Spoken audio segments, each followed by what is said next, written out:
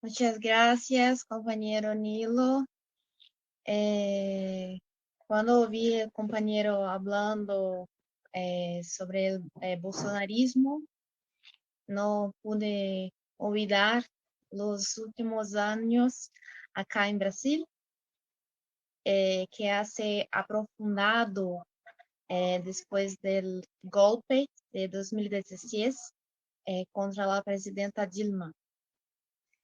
El lawfare se ha hablado mucho entre nosotros después de la condenación del presidente Lula, pero ¿o qué significa este término anglosaxón? Law, que significa ley, y fair, que significa guerra. Este término fue utilizado por la primera vez en 2001 por el coronel de las Fuerzas Armadas de los Estados Unidos, Charles J. Dunlap Jr., en un artículo académico que analizaba formas de conflicto moderno. El advogado y jurista brasileño João Coimbra Souza sostiene que el lawfare fue creado a partir del conocimiento del coronel Yankee de la tierra y la contradicción interna de los países, con fines de control político. Entonces, cuando vemos la situación acá en Brasil, y no solo en Brasil, podemos ver que el problema es muy profundo, porque lawfare es la judicialización de la política, en la práctica un método de persecución legal, con el objetivo de destruir la reputación de los líderes de izquierda y es llevado a cabo por agentes públicos del Estado. Pero estos agentes públicos no actúan solos, ni bajo intención personal, sino guiados por el Departamento de Justicia de los Estados Unidos, según la vasta evidencia que ha surgido en relación al caso del presidente Lula. Como hemos visto en el caso de la persecución judicial contra el presidente, a la presidenta Cristina Kirchner, al presidente Evo Morales, sin olvidar la persecución por otras vías al presidente Maduro, al presidente Miguel Díaz-Canel y a sus respectivos países y sistemas económicos, arrastrado por todos los años.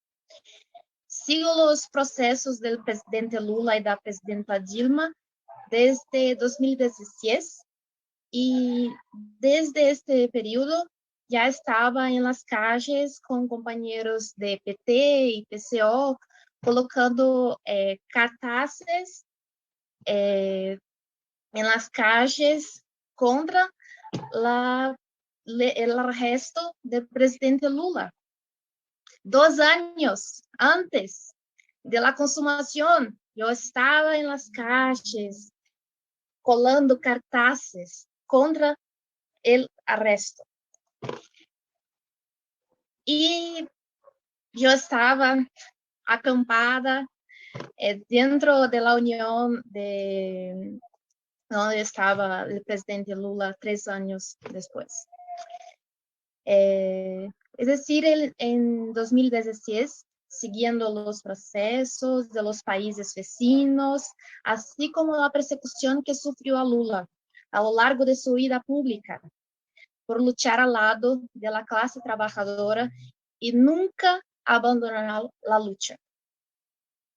Los periodos históricos de profundas transformaciones en la sociedad siempre se han basado en la movilización, la unión entre los que piensan diferente.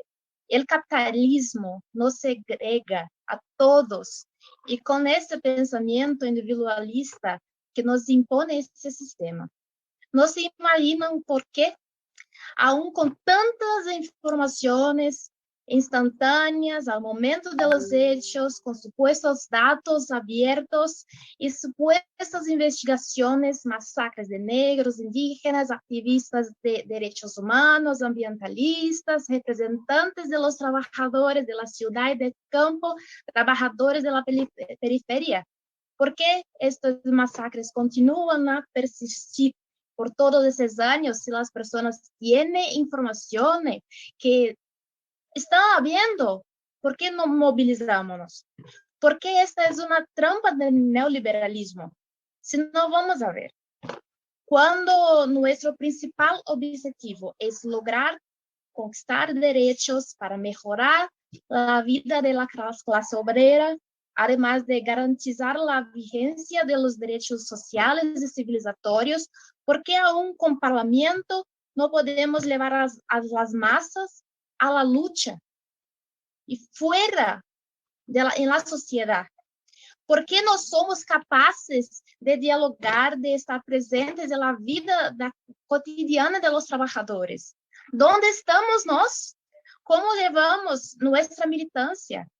Por supuesto, el lawfare interfiere directamente con nuestra soberanía. Sí, yo hablo soberanía. Tenemos vicios en la lucha ante la crisis de representación. Y por pensar que soy más de izquierda que tú, o pienso más en el pueblo que tú, que un compañero del partido aliado. Así que un lugar que da apoyo y tomar lo que mi partido tiene de mejor en estrategia para agregar. Me uno al coro de la derecha y de la extrema derecha con críticas similares en forma y contenido para quitarle credibilidad a mi aliado y ponerme como una opción. Vivimos en un sistema capitalista. Esto no cambia de la noche a la mañana. Necesitamos crear condiciones y eso en sí mismo demuestra nuestra gran responsabilidad como dirigentes y miembros de un partido político, y en particular como formación política de la naturaleza de este gran evento, además de internamente de forma permanente en los partidos, y ya sea para dar bienvenida para nuevos miembros de partido o para el del expediente número 1. Todos necesitamos de formación política continuada, permanente. Ninguna persona sabe todo. Todos nosotros podemos enseñar, aprender con nuestros compañeros y compañeras de jornada. Necesitamos recordar quienes nos precedieron, recordar al comandante Che Guevara que hay que endurecerse, pero sin perder la ternura jamás. Que necesitamos compartir nuestras experiencias dentro del partido y también hacer lo contrario y compartir dentro del partido nuestra percepción del mundo de trabajo en la región, en el estado, en país, en continente. Intercambiar experiencias y aprender juntos, estando entre nosotros, estudiantes y profesores. Todos nosotros, un poco de cada uno, como nos enseña el patrón de la educación en Brasil, el grande Paulo Freire. En grande parte del mundo ha habido una explosión en el número de abertura de iglesias. ¿Y por qué? En tiempos de crisis económicas, producto de la crisis cíclica del capitalismo, el individuo tiene a buscar ayuda, algún tipo de apoyo en un lugar donde cree que puede encontrar una solución a sus problemas. Porque como vivimos en países de tradición cristiana, todo debe ser castigado. Y recibes algo al lograr una meta, sí, eres una persona leal a enseñanzas bíblicas, a la palabra del sacerdote o pastor. Paga tu diezmo y entonces serás recompensado, como lo hacen las iglesias evangélicas. Sin embargo, si la población tuviera una conciencia más crítica, buscaría a un partido político, un movimiento social, una asociación o un sindicato para organizarse colectivamente y cambiar la situación. Si todos somos clase trabajadora, estudiantes, jubilados, si todos nos quejando del escenario, no tiene nada de malo en diezmo, pero sí nuestra falta de unidad y de movilización popular. Dentro de los partidos políticos, como cualquier otra agrupación de seres humanos, existen intereses opuestos y múltiples. El Partido de los Trabajadores, mi partido, tiene internamente las diversas agrupaciones, trotskistas, marxistas, stalinistas, socialdemócratas, indígenas, negros, personas con deficiencia, trabajadores urbanos y rurales, sindicalistas, los más variados aspectos religiosos, así como ateos. Es como si hubiera varios partidos dentro de uno solamente. Por cierto, como curiosidad, con excepción del PCdoB, Partido Comunista do Brasil, el PDT, que tiene raíces anteriores al PT, los demás partidos de izquierda pusieron con disidencias del PT. Internamente buscamos el consenso y sabemos lo difícil, cuán difícil que es con esta inmensidad de cosmovisiones. Todos tienen derecho a voz en las reuniones. ¿Te imaginas con otros partidos? Sucede que esta histórica ofensiva del neoliberalismo, entiendo que debemos tener unidad táctica. El presidente Lula lidera hoy todas las encuestas. Sin embargo, la elección no va bien. Y sin duda será la más agresiva y llena de mentiras que nunca.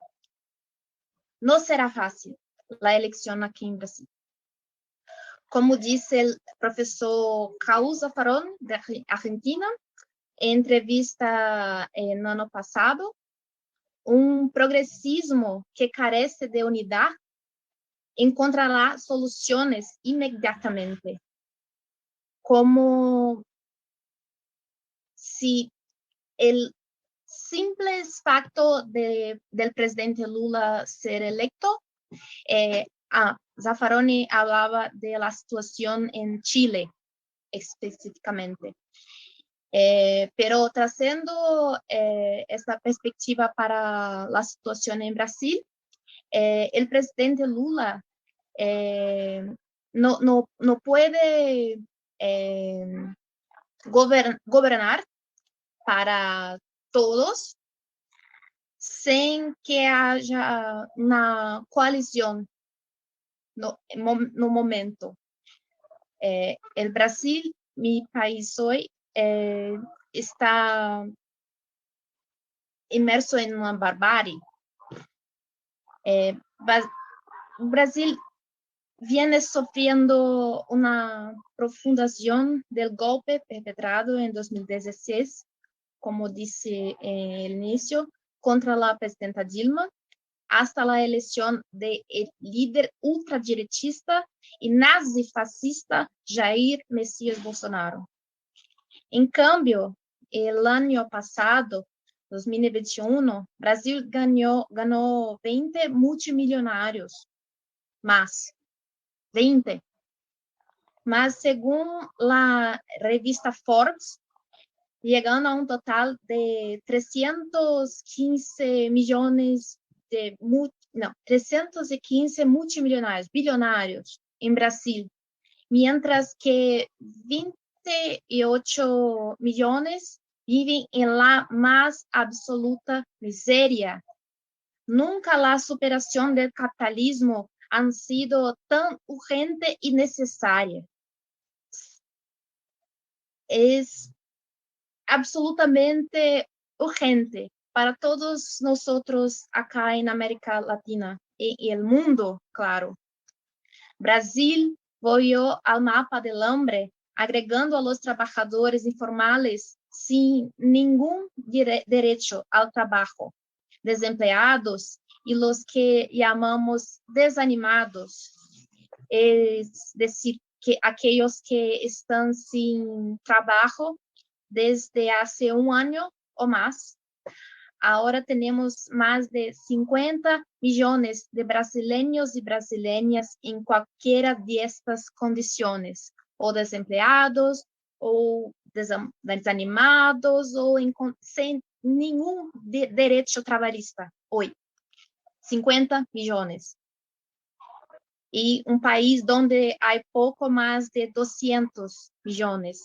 Es decir, es una cuarta parte de la población en una situación extremadamente delicada, con 28 millones bajo el umbral de la pobreza o en la miseria absoluta, según datos de la Fundación Getúlio Vargas, una renomada universidad acá en Brasil.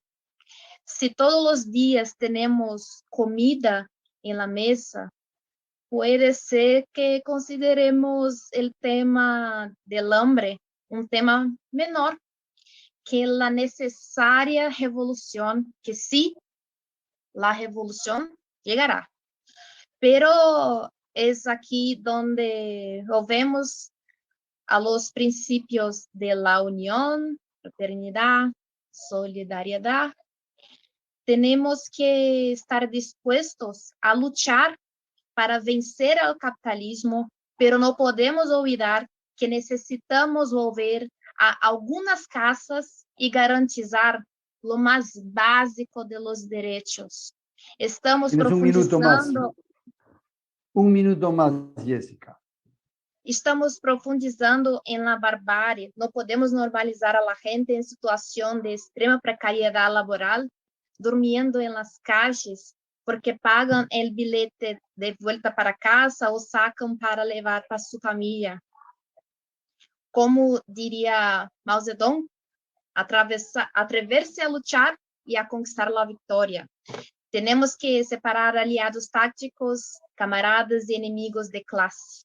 Aliados táticos nos acompañan a sair a las calles, a lutar contra el genocidio de la juventud negra y periférica, contra el genocidio de los pueblos indígenas, en las agendas de las mujeres, lo cual, por cierto, rumbo a la conclusión, aprovecho para hacer un llamado a los compañeros de Perú, de Chile, de Brasil y todo el mundo a tomar las calles con toda la cautela que impone el periodo de la pandemia.